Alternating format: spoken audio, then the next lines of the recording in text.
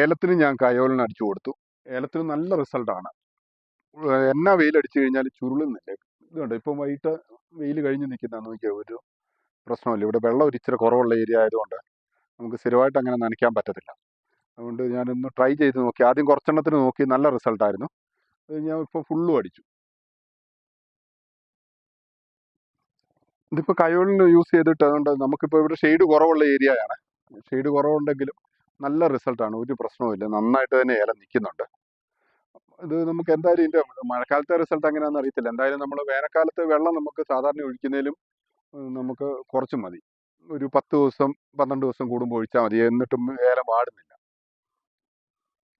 ഇതുണ്ടോ നന്നായിട്ട് തന്നെ വേനൽക്കാലത്തിൻ്റെ ഒരു ക്ഷീണവും ചെടിക്ക് ഇതുവരെയും തട്ടിയിട്ടില്ല.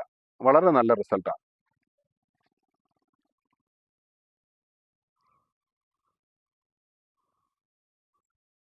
ഇതുണ്ടോ കയോലിന് അടിച്ചുകൊണ്ട് നമുക്ക് ഏലത്തിൻ്റെ ചൂട്ടിനാണേലും അതിൻ്റെ ആ ഒരു റിസൾട്ട് കാണാനുണ്ട്, ഏലത്തിന് പൊള്ളലടിക്കാത്തതുകൊണ്ട്.